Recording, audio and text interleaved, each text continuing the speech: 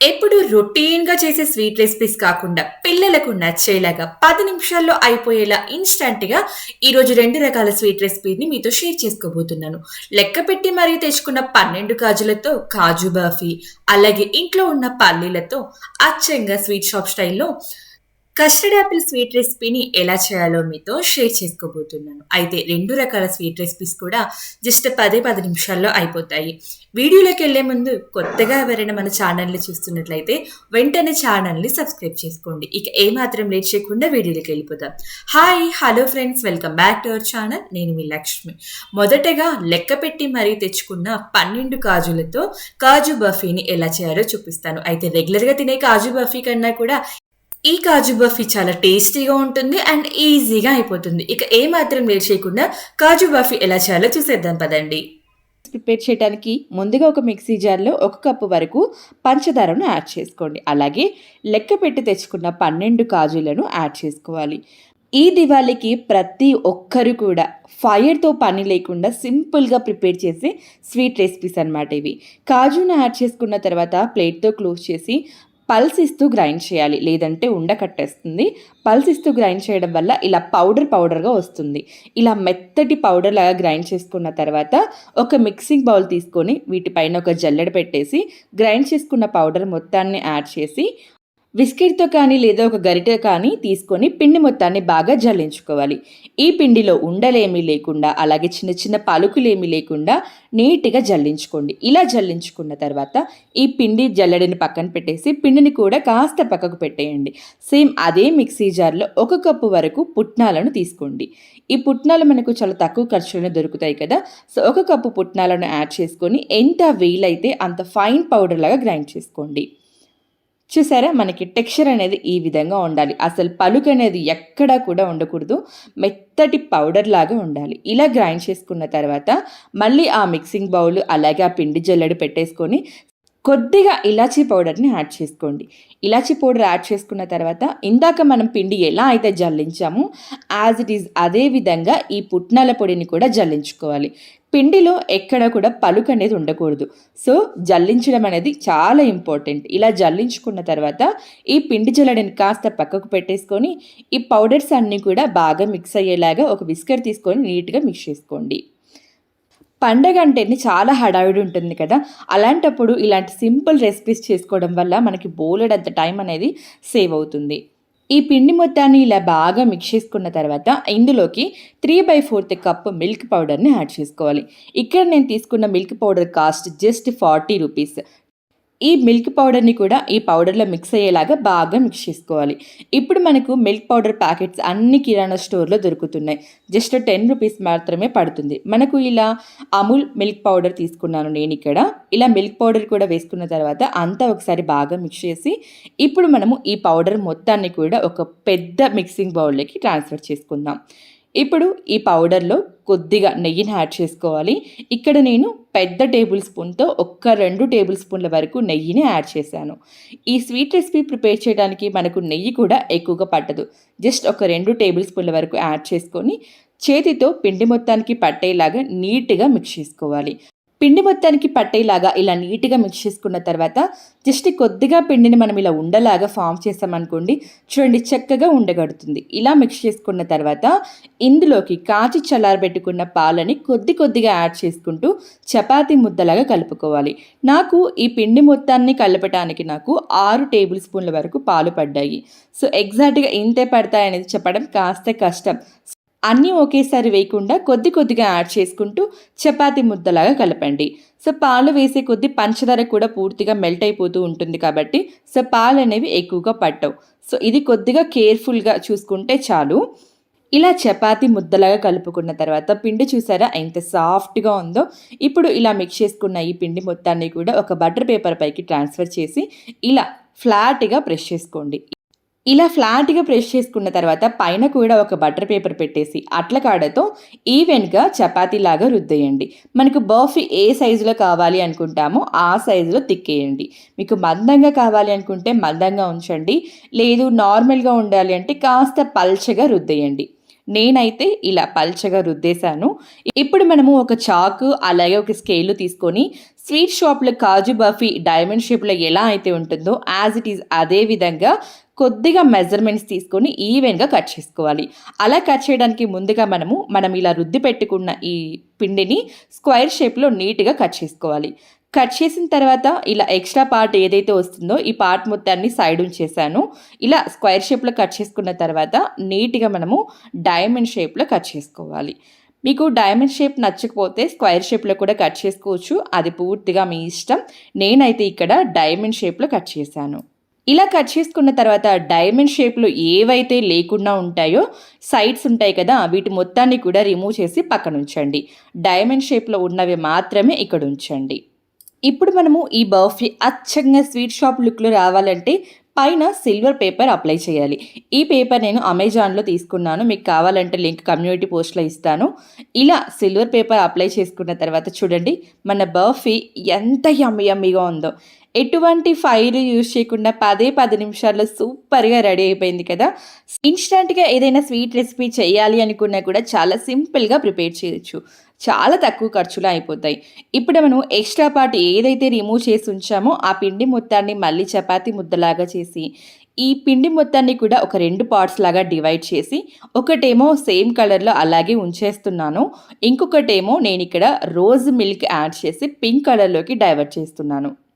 ఇక్కడ మీరు rose milk బదులు మీకు నచ్చిన ఫుడ్ కలర్ లేదా నచ్చిన ఫ్లేవర్‌ని యాడ్ చేసుకోవచ్చు. ఇలా మిక్స్ చేసుకున్న తర్వాత ఈ పిండి మొత్తాన్ని కూడా ఒక బటర్ పేపర్ పైన పెట్టేసి ఎలా అయితే చపాతీ పిండి మనం ఇలా రోలర్ లాగా చేస్తామో యాజ్ ఇట్ ఈజ్ అదే విధంగా చిన్న రోలర్స్ లాగా ప్రిపేర్ చేసుకోవాలి. ఇలా ప్రిపేర్ చేసుకున్నాక కొద్దిగా పింక్ కలర్ పిండిని కొద్దిగా పక్కనుంచాను. ఇలా ప్రిపేర్ చేసుకున్న ఈ రోలర్స్‌కి ఇంకొక సిల్వర్ పేపర్ అప్లై చేసి స్ట్రైట్‌గా కట్ చేయకుండా కాస్త క్రాస్‌గా కట్ చేశారనుకోండి లుక్ డిఫరెంట్‌గా ఉంటుంది. అన్నీ ఒకే మోడల్‌లో ఉంటే అట్రాక్టివ్‌గా ఉండవు కదా! సో, కాస్త డిఫరెంట్‌గా కట్ చేసుకోండి. ఇలా కట్ చేసుకున్న తర్వాత సైడ్ పిండి ఏదైతే వచ్చిందో ఆ పిండిని కూడా మిగిలిన పింక్ కలర్ పిండిలో కలిపేయండి. చూసారా? సెకండ్ ఇన్‌స్టాంట్ స్వీట్ రెసిపీ కూడా రెడీ అయిపోయింది. ఇప్పుడు పింక్ కలర్ పిండిని ఒక చిన్న బాల్ లాగా ప్రిపేర్ చేసి వైట్ కలర్ పిండిని కొద్దిగా పింక్ కలర్ బాల్ కన్నా కూడా వైట్ కలర్ పిండి కాస్త ఎక్కువగా తీసుకొని వీడియోలో చూపిస్తున్నట్లు మిడిల్‌లో స్టఫ్ చేసి ఒక లడ్డూ లాగా చుట్టేయండి. మీకు అలాగే పింక్ కలర్ లోపల పెట్టి ఎలా అయితే లడ్డూ ప్రిపేర్ చేసామో యాజ్ ఇట్ ఈజ్ అదే విధంగా వైట్ కలర్‌ని లోపల పెట్టి పింక్ కలర్‌ని పైన చుట్టేసి లడ్డూలు కూడా ప్రిపేర్ చేసుకోవచ్చు. క్రియేటివిటీ అనేది పూర్తిగా మన ఇష్టం అండి. చాలా సింపుల్‌గా ఈ దివాళీకి 12 కాజులతో ప్రిపేర్ చేసిన ఈ స్వీట్ రెసిపీస్ అన్నీ కూడా నచ్చాయని అనుకుంటున్నాను. చాలా సింపుల్‌గా ప్రిపేర్ చేయొచ్చు. ఎక్కడ కూడా ఫైర్ ఉపయోగించే పని లేకుండా 10 నిమిషాల్లో అన్నీ కూడా రెడీ అయిపోతాయి. ఈ 3 టైప్స్‌లో మీకు ఏది ఈజీ అనిపిస్తే ఆ టైప్‌లో ట్రై చేయండి. చాలా సింపుల్‌గా అయిపోయే రెసిపీ. నాకు బర్ఫీస్ చాలా బాగా నచ్చాయి. టేస్ట్ అయితే అచ్చంగా కాజు బర్ఫీ ఎలా అయితే ఉంటుందో యాజ్ ఇట్ ఈజ్ అదే విధంగా ఉన్నాయి. ఇక 10 నిమిషాల్లో ఇంట్లో ఉన్న పల్లీలతో పిల్లలకు నచ్చేలాగా కస్టర్డ్ యాపిల్ స్వీట్ రెసిపీని ఎలా చేయాలో ఇక లేట్ చేయకుండా చూసేద్దాం పదండి. కస్టర్డ్ యాపిల్ స్వీట్ రెసిపీని చేయడానికి ముందుగా ప్యాన్‌లోకి 1 కప్పు వరకు పల్లీలను తీసుకోవాలి. ఈ పల్లీలను మంటని లో ఫ్లేమ్‌లో పెట్టి లోపలి వరకు వేగేలాగా వేపాలి. అప్పుడే మనకు అచ్చంగా స్వీట్ షాప్ స్టైల్‌లో తింటున్నట్లు ఉంటుంది. వేపేటప్పుడు ఏమాత్రం రంగు మారిపోయినా టేస్ట్ అనేది కాస్త డిఫరెంట్‌గా వస్తుందో ఖచ్చితంగా మీరు మంటని లో ఫ్లేమ్‌లో పెట్టి మాత్రమే పల్లీలను వేపాలి. చూసారా? పల్లీలను వేపిన తర్వాత అవి పర్ఫెక్ట్‌గా వేగాయా లేదని తెలియడం కోసం జస్ట్ ఒక పల్లీలను ఇలా తీస్తే పొట్టు అనేది రాలిపోవాలి. ఇలా రాలిపోయిందంటే పల్లీలు పర్ఫెక్ట్‌గా లోపలి వరకు వేగినట్లు. ఇప్పుడు ఈ పల్లీలను ఒక ప్లేట్‌లోకి ట్రాన్స్‌ఫర్ చేసి చల్లారిన తర్వాత పొట్టు మొత్తం తీసుకోండి. ఇప్పుడు ఒక మిక్సీ జార్ తీసుకొని ఇందులోకి పొట్టు తీసేసిన పల్లీలను యాడ్ చేసుకొని ఎంత వీలైతే అంత ఫైన్ పౌడర్ లాగా అయ్యేలాగా గ్రైండ్ చేయండి. ఇలా గ్రైండ్ చేసుకున్న ఈ పల్లి పొడిని పక్కన పెట్టేయండి. ఇప్పుడు స్టవ్ మీద కడాయి పెట్టుకొని ఇందులోకి ఏ కప్పుతో అయితే పల్లీలు తీసుకున్నారో అదే కప్పుతో 1/2 కప్పు పంచదార అలాగే 1/2 కప్పు వాటర్ని యాడ్ చేసుకొని మంటని లో ఫ్లేమ్లో ఉంచి పంచదార పూర్తిగా కరగనివ్వండి. ఈ రెసిపీ చేయడానికి పాకం అనేది అస్సలు అవసరం లేదు. జస్ట్ పంచదార కాస్త కరిగి ఇలా ఒక్క మరిగితే సరిపోతుంది. చూసారా? పంచదార పూర్తిగా కరిగింది. మనకు ఒక్క నిమిషం పాటు మరిగితే సరిపోతుంది. మనము గులాబ్ జామ్‌కి ఎలా అయితే షుగర్ సిరప్‌ని ప్రిపేర్ చేస్తామో యాజ్ ఇట్ ఈజ్ అదే విధంగా ప్రిపేర్ చేస్తే సరిపోతుంది. చూసారా మనకు పాకం అనేది ఇలా కాస్త జిగటగా అనిపిస్తే చాలు. ఇప్పుడు మనము గ్రైండ్ చేసుకున్న ఈ పల్లి పొడిని ఇందులో వేసుకొని మీ దగ్గర ఉంటే ఒక 2 టేబుల్ స్పూన్స్ వరకు మిల్క్ పౌడర్‌ని యాడ్ చేసుకోండి. యాడ్ చేయకపోయినా ప్రాబ్లమ్ ఏమీ లేదు. ఇవి యాడ్ చేయటం వల్ల ఈ స్వీట్ రెసిపీకి ఎక్స్ట్రా ఫ్లేవర్ అనేది యాడ్ అవుతుంది. ఇది పూర్తిగా ఆప్షనల్. ఖచ్చితంగా యాడ్ చేసుకోవాలనేది ఏమీ లేదు. ఇప్పుడు ఈ పల్లి పొడి, ఈ మిల్క్ పౌడర్ మిక్స్ చేసుకుంటూ కాస్త దగ్గర పడే వరకు మంటని లో ఫ్లేమ్‌లో ఉంచి కుక్ చేయండి. ఈ మిల్క్ పౌడర్ అలాగే పల్లి పొడి దగ్గర పడటానికి ఎక్కువ టైం అయితే పట్టదు. చాలా తొందరగానే దగ్గర పడుతుంది. ఇలా ప్యాన్ నుంచి కాస్త సపరేట్ అవుతున్నప్పుడు ఇందులోకి 1 టేబుల్ స్పూన్ వరకు నెయ్యిని యాడ్ చేసుకోండి. మనం వేసిన నెయ్యి ఈ పిండిలో బాగా కలిసేలాగా కలిపేయండి. ఇప్పుడు ఇందులో మీ దగ్గర ఉంటే ఏదైనా ఎసెన్స్ యాడ్ చేయండి. లేకపోతే ఇలాచీ పౌడర్‌ని యాడ్ చేయండి. స్టార్టింగ్‌లో 2 ఇంగ్రీడియెంట్స్ అన్నారు కదా! ఇప్పుడు ఎక్స్ట్రాగా మిల్క్ పౌడర్ అలాగే ఎసెన్స్ చెప్పారు అనే డౌట్ మీకు రావచ్చు. ప్రతి ఇంట్లోనూ ఇలాచీ పౌడర్ కంపల్సరీ ఉంటుంది. సో, మళ్ళీ అది ప్రత్యేకంగా చెప్పాలి అని అవసరం లేదనిపించింది. సో, అందుకోసం చెప్పలేదు. ఎసెన్స్ యాడ్ చేసిన తర్వాత ఇలా ఒక్క నిమిషం పాటు బాగా మిక్స్ చేసుకొని నెయ్యి రాసుకున్న ప్లేట్‌లోకి తీసుకోండి. ఈ పల్లి పొడి బ్యాటర్ కాస్త గోరువెచ్చగా అయ్యేంత వరకు పూర్తిగా చల్లారనివ్వండి. బాగా హీట్‌గా ఉంటుంది కదా! సో, గోరువెచ్చగా అయిన తర్వాత కొద్దిగా చెయ్యికి నెయ్యిని కానీ లేదా నూనెని కానీ రాసుకొని మిక్స్ చేసుకోండి. మనకిక్కడ చూడటానికి కాస్త లూజ్‌గా ఉన్నట్లు అనిపిస్తుంది కానీ పూర్తిగా చల్లారిన తర్వాత కాస్త గట్టిపడుతుంది. చూసారా? నిమిషానికి థిక్‌నెస్ అనేది గట్టిపడుతూ ఉంటుంది. ఇలా మొత్తం కలిపిన తర్వాత హాఫ్‌ని సెపరేట్ చేసుకోండి.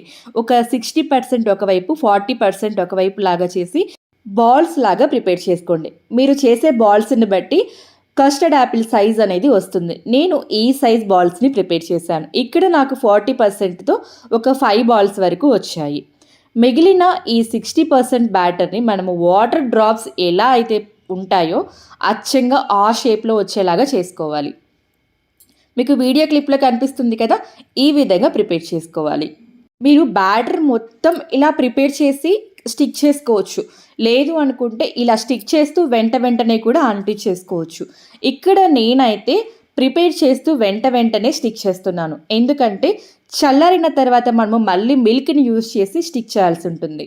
అందుకోసం ఇక్కడ నేను ఒకవైపు ప్రిపేర్ చేస్తూ ఇంకోవైపు స్టిక్ చేస్తున్నా.